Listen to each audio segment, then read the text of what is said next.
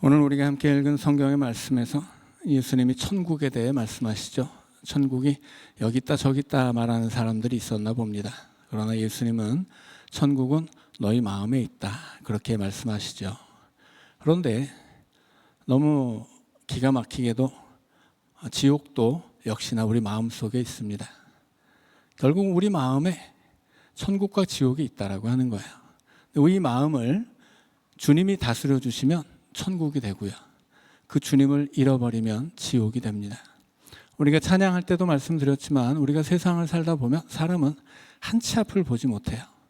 내 눈앞에 있는 것만 보게 되죠. 그래서 내 눈앞에 있는 것을 보고 거기에 시선을 빼앗기면 이제 주님은 보이지 않습니다. 왜냐하면 사람은 눈이 두 개여도 하나밖에 볼 수가 없어요. 내가 보고 있는 것, 이렇게 손가락을 딱 이렇게 세우고 손가락 끝을 보면 그 뒤에 보이는 것들은 다 배경이지, 우리는 이 손가락 하나를 보면 다른 것들은 잘 보이지 않거든요. 근데 저 뒤에 계신 집사님을 보면 이 손가락은 잘 보이지 않아요. 믿음의 삶이라는 것이 그런 거죠.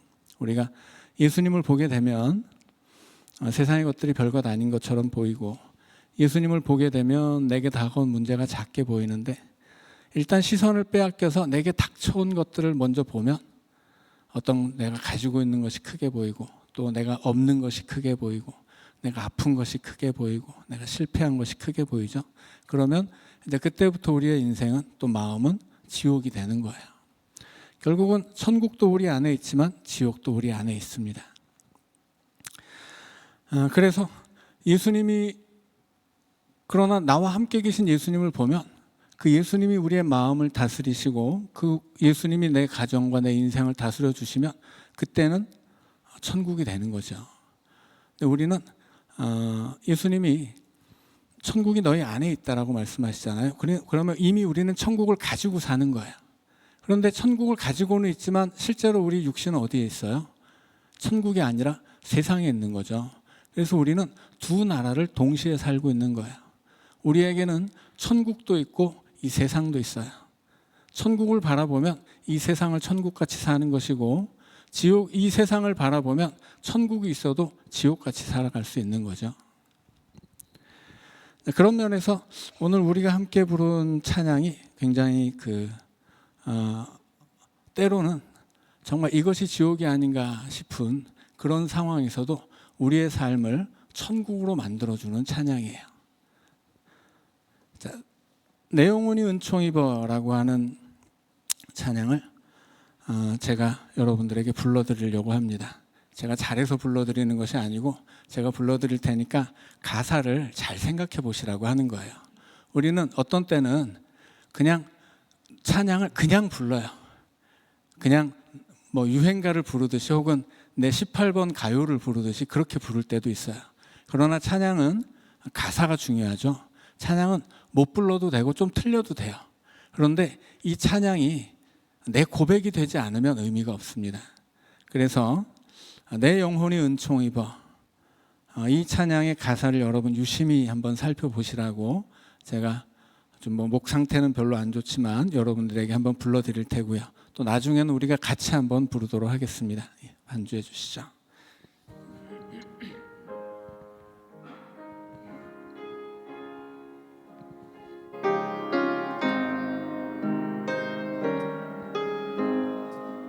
내 영혼이 은총 입어 중한 죄짐 벗고 보니 슬픔 많은 이 세상도 천국으로 화하도다.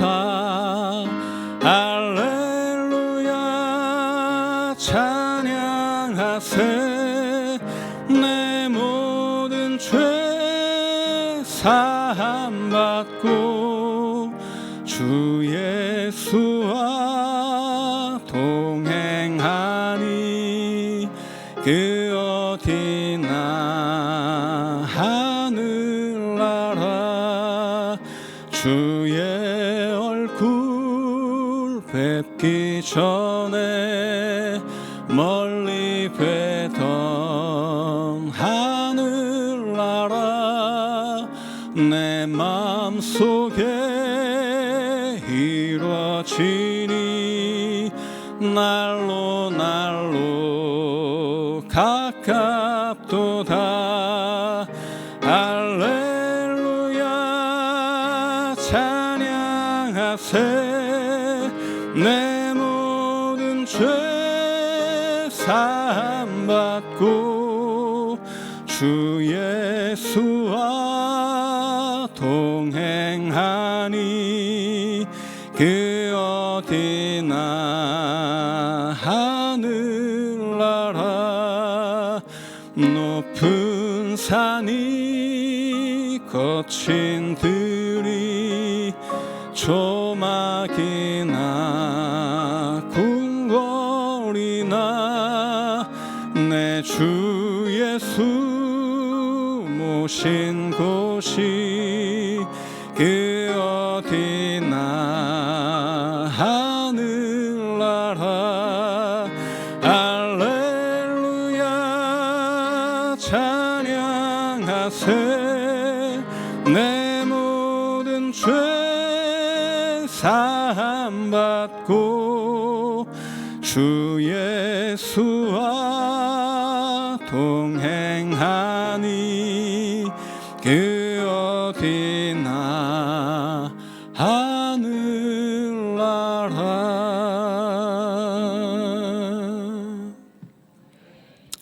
25년 전에 제가 처음으로 전임 전도사가 됐을 때 신학 대학원에서 여러 가지 배웠지만 아는 게 없어요. 전도사들이 막 대학 졸업하면 교회 현장에 가서 부딪혀 보면서 기도도 배우고 설교도 배우고 신방도 배우고 하는 거죠. 근데 그렇게 아무것도 모르던 어린 시절에 담임 목사님이 안식년을 맞아서 미국에 가셨어요. 한 달 있다 오신다고 하더라고요. 그런데 그 얼마 전에 감사합니다. 그 얼마 전에 어떤 권사님의 남편이 말기 암 판정을 받으셨어요. 그 남편분은 그 부부가 안산에 살고 있었는데 용산에 있는 교회까지 매주일 남편이 태워다 주셨습니다. 근데 이 남편은 신앙생활을 안 했어요. 근데 매주 한 주도 빠짐없이 남편이 용산에 있는 교회까지 안산서부터 차로 부인을 모셔다 드리고, 그리고 본인은 딱 교회에다 주차를 해놓고 사우나를 가셨어요. 그래서 사우나를 가서 끝났습니다 연락이 올 때까지 사우나에서 쉬고 있는 거예요.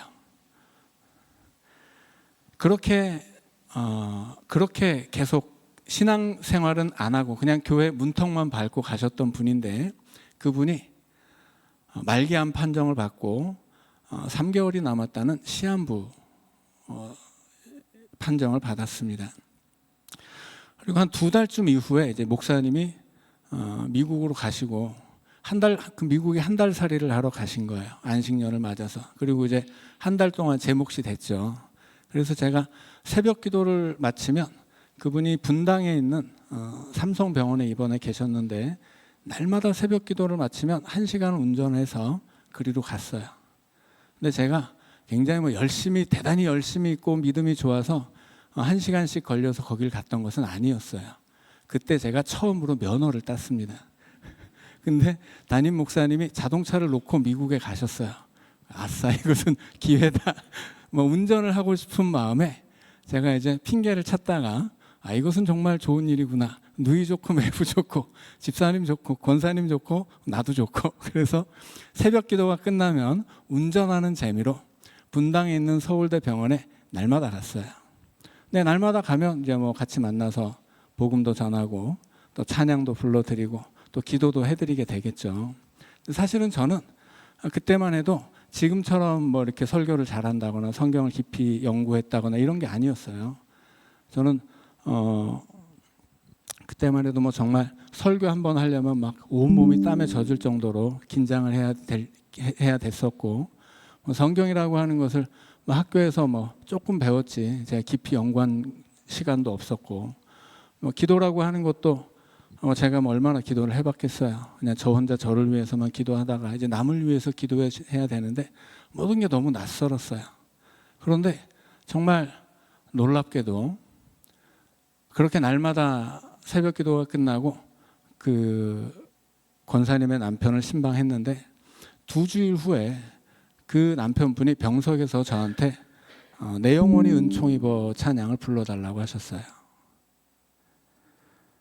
그분은 이미 그때는 이제 뭐 기력도 없고 힘도 없고 이제 뭐 본인의 입으로 찬양을 부를 만한 그런 여력이 없는 상태였습니다. 명확하게 이제 자신의 생명이 얼마 남지 않았다는 사실을 본인이 알고 있었고 가족들도 다 알고 있었고요. 그런데 그분이 이 찬양을 저에게 불러달라고 했어요. 제가 이 찬양을 불러드리고 이제 그분의 간증을 들었습니다. 그분이 일평생 그분은 이 예수를 믿지 않는 것을 본인의 어떤 자존심처럼 여겼던 분이에요. 이 종교를 가지고 있는 사람들은 그 헛된 것에 관심을 가지고 있는 것이고 도무지 보이지도 않고 어디 있는지 알 수도 없는 그 신을 어떻게 믿고 사느냐. 나는 굉장히 합리적인 사람이고 이성적이고 나는 과학적인 사람이다. 이런 것이 본인의 프라이드였던 사람이에요. 그래서 부인을 위해서 교회로 매주 태워다 주기는 해도 본인이 교회에 들어오는 법은 없었어요. 그리고 그것을 가지고서 굉장히 만족스럽게 생각하시던 분이었는데 인생의 마지막 순간을 바라보고 그 인생의 마지막을 앞에 둔 그때에는 사람이 마음이 열릴 수밖에 없더라고요. 그래서 제가 2주일 동안 계속 찾아가면서 전했던 복음이 그분의 마음속에 들어와 있었던 거예요. 이것은 분명히 제가 뭐 말을 잘해서도 아니고 제가 정말 무슨 진리의 말씀을 남들을 설득할 수 있을 만큼 뭐 이렇게 좋은 언변으로 얘기했기 때문도 아니에요. 이것은 그야말로 하나님의 역사였습니다. 저는 정말 미숙한 전도사에 불과했고 정말 저는 운전하는 것이 좋아서 병원까지 이렇게 차를 몰고 갔었던 사람인데 가고 나니 뭐 복음도 전해야 되고 가고 나니 찬양도 불러주고 가고 나니 기도도 해야 되는데 그 모든 것이 그분의 마음에 이렇게 들어갔던 거죠. 제가 잘해서가 아니라 이것이 하나님의 역사로구나 저는 그것을 느꼈습니다.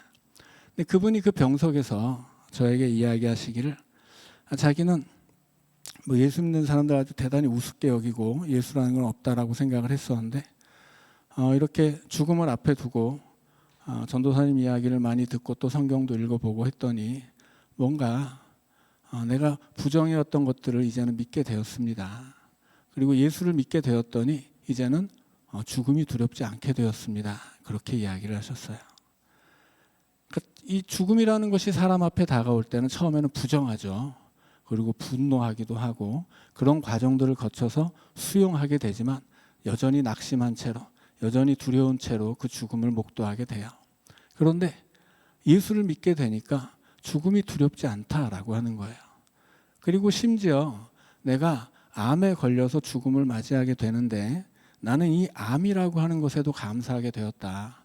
왜냐하면 내가 암에 걸리지 않았다면 도무지 예수를 믿을 수 없었을 텐데 내가 암에 걸리고 내가 정말 약해지고 나니까 예수를 믿게 되어서 이제 예수를 믿게 되니 천국이 믿어지고 천국이 내 인생 너머에 있다라는 것을 믿게 되니까 이제는 암도 감사하고 죽음도 두렵지가 않고 이제 나는 하나님 나라를 소망하고 기꺼이 죽음을 받아들이게 되었다라고 이야기하셨어요. 저에게는 이게 너무나 충격적이었어요.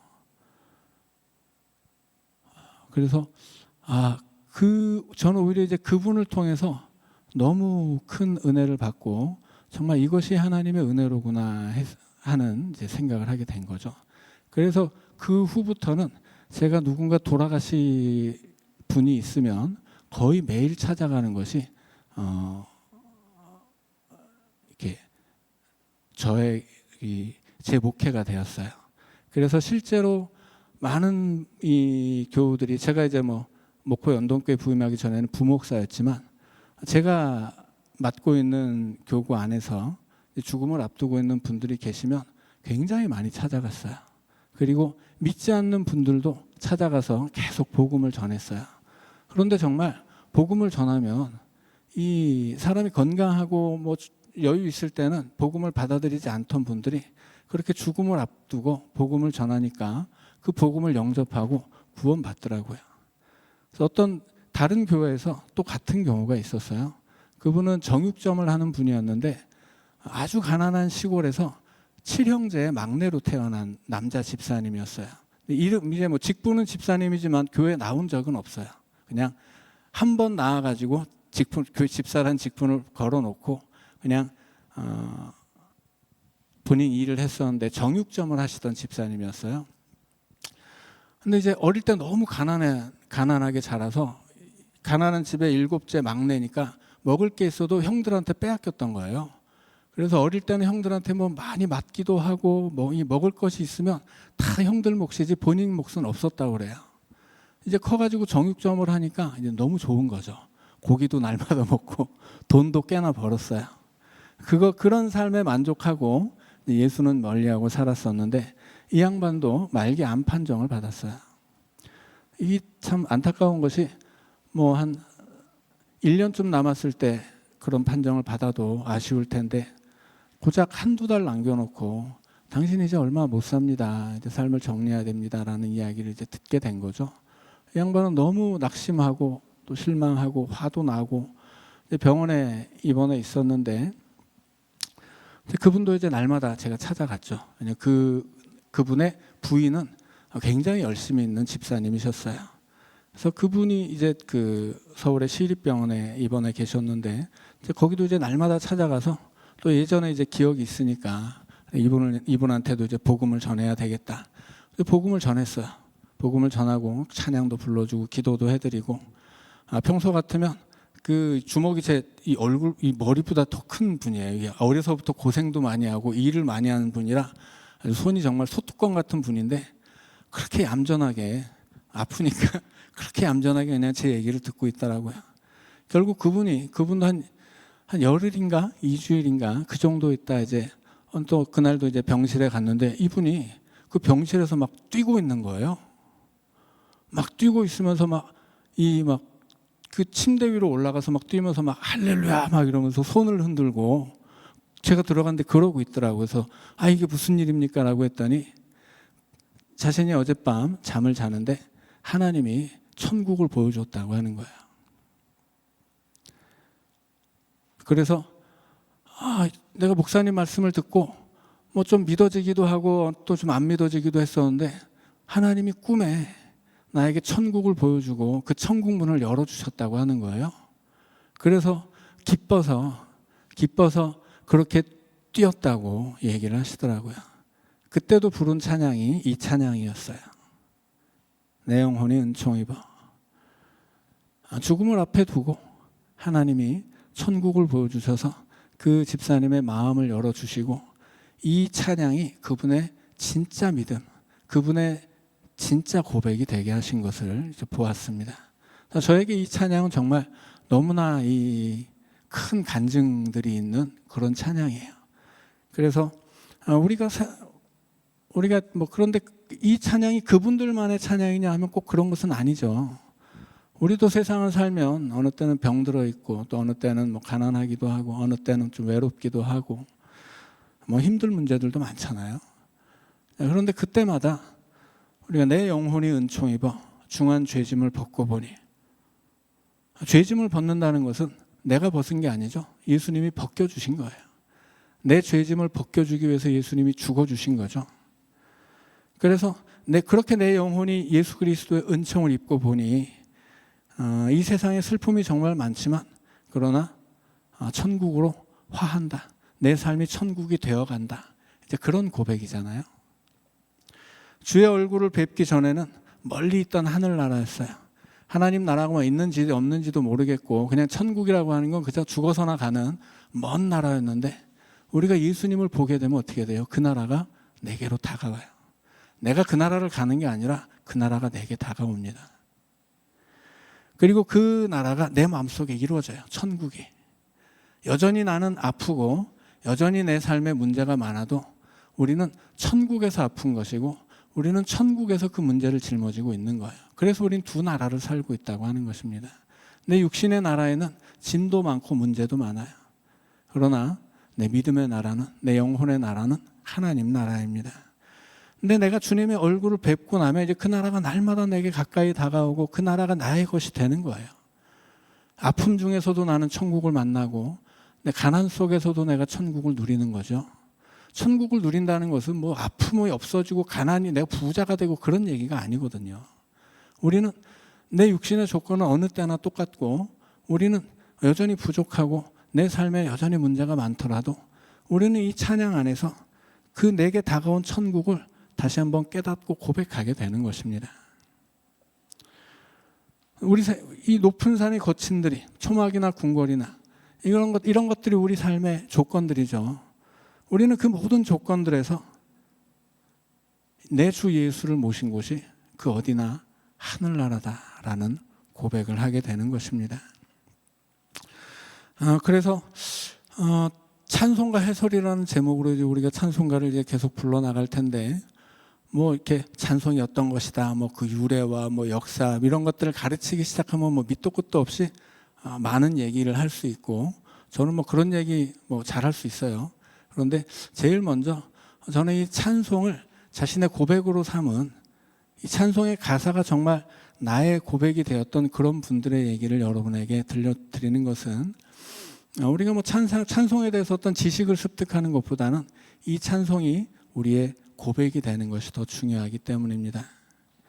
그래서 찬송가라고 하는 것은 우리는 어느 때는 너무 의미 없이 불러요. 뭐 예를 들어서 뭐 예배 드릴 때 우리가 사도신경을 외우잖아요. 그러면 어떤 분들은 사도신경을 천천히 외우면 외우지 못합니다. 이게 습관처럼 외운다는 뜻이죠. 이게 무슨 뜻인지를 생각하지 않고 그냥 외우기만 하는 거예요. 그래서 저는 예배 때 일부러 좀 천천히 해요. 왜냐하면 이것이 우리의 고백이 되어야 되는데 그냥 외우고 지나가면 안 되기 때문이에요.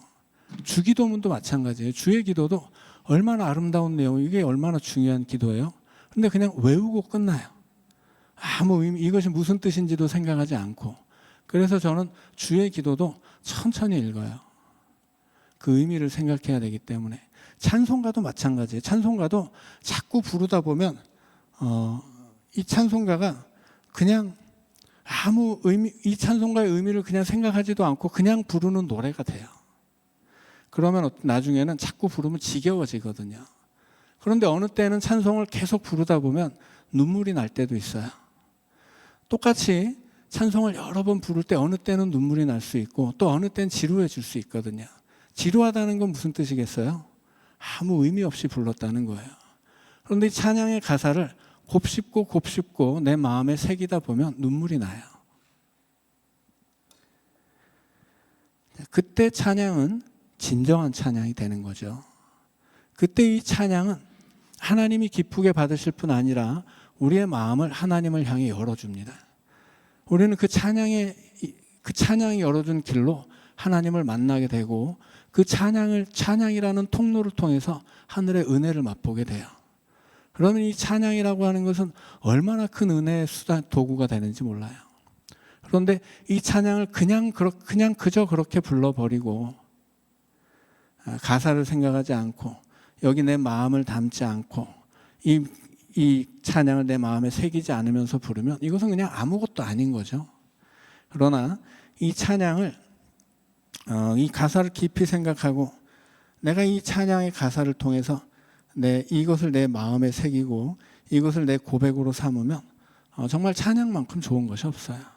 뭐 다른 것, 뭐 예배를 드려도 기쁘고 뭐 기도를 드려도 기쁘지만 정말 찬양을 부를 때만큼 그런 기쁨이 되고 찬양만큼 우리에게 위로가 되는 것이 없거든요.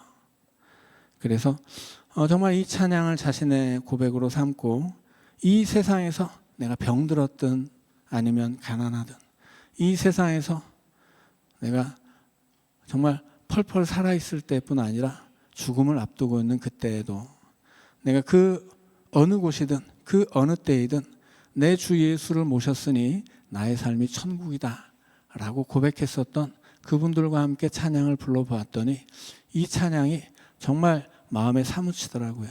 저는 여러분들도 그렇게 이 찬양을 여러분의 고백으로 삼으시기를 원합니다. 그러면 정말 힘들 때, 정말 아플 때, 정말 어렵고 괴로울 때 이 찬양이 얼마나 큰 위로가 되는지 몰라요. 이 찬양을 하나님은 이렇게 이미 우리가 충분히 받을 수 있는 힘도 주시고 위로도 주신 것인데 우리가 그것을 팽개치고 다른 데 가서 위로를 찾고 힘을 찾았던 거죠. 이미 이것은 우리에게 주어진 은혜예요. 이 찬양을 우리 자신의 고백으로 삼을 때 이 찬양이 담고 있는 그 위로와 힘이 우리의 것이 될 줄로 믿습니다. 자, 이제 우리 함께 같이 불러볼까요? 이 찬송가에 후렴이 있잖아요. 이 후렴은 왜 나온 것이냐면 옛날에 19세기 미국에서 이제 그 막 엄청난 부흥 운동이 있었거든요. 대부흥 운동이라고 하는데 그때 이 미국의 사람들 대다수는 글자를 몰랐습니다. 옛날엔 다 그랬죠. 글자를 모르는 사람들에게 이제 수많은 복음 전파자들이 찬양 사역자들과 함께 조를 이루어서 복음을 전파하고 다녔어요. 뭐 대표적인 경우가 무디와 생키라는 분이었죠. 무디는 복음을 선포하고 생키는 복음을 노래한다. 이것이 그 팀의 모토였어요. 그래서 이 무디가 복음을 전하면 그 복음의 내용을 가지고서 생키가 찬송가를 만들었거든요. 그래서 찬양을 같이 부르고 싶은데 이 사람들이 뭐 이렇게 글자를 써놔도 글자를 읽을 줄 모르니까 어떻게 했냐면 후렴을 만들어서 아주 단순하고 반복되는 후렴을 만들어서 이걸 먼저 가르쳐줘요. 회중들에게. 그래서 1, 2, 3절이 있고 후렴이 있잖아요. 1절을 부른 다음에 후렴 나오는 때가 되면 이제 같이 부릅시다 하고 이제 미리 가르쳐준 후렴을 같이 부르는 거예요. 2절은 또 가사가 다르고 3절은 가사가 다르니까 그냥 1, 2, 3절의 가사는 듣기만 하는 거예요. 앞에서 부르는 사람이 기니까 다 외울 수 없어서. 대신에 후렴은 배웠고 간단한 거니까 그것을 외워서 같이 부른 거죠. 자, 그래서 우리도 이 찬양이 처음 만들어졌을 때처럼 제가 앞에 부르면 여러분들이 후렴을 같이 따라 부르는 거죠. 자, 그렇게 한번 이 찬송가가 처음 만들어졌을 때처럼 우리가 함께 불러보겠습니다.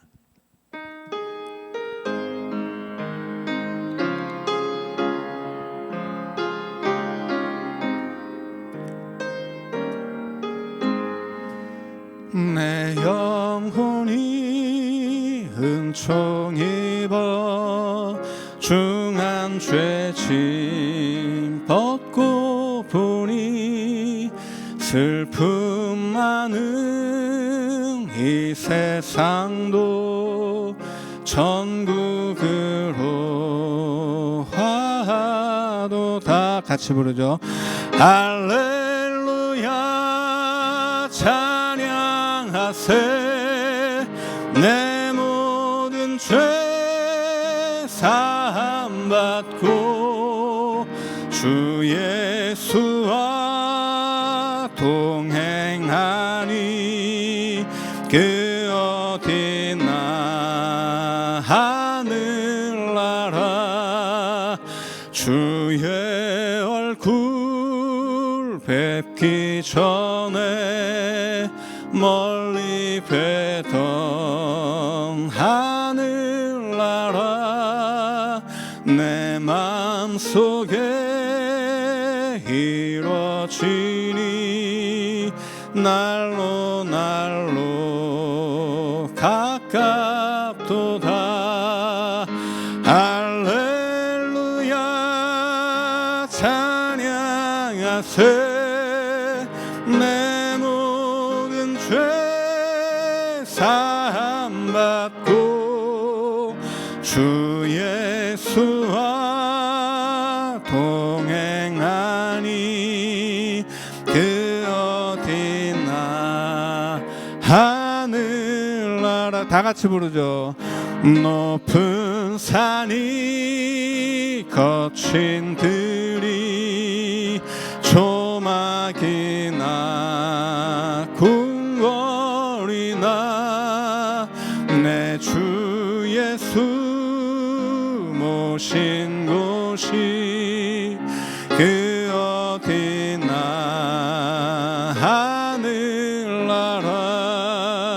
할렐루야 찬양하세 내 모든 죄 사함 받고 주 예수와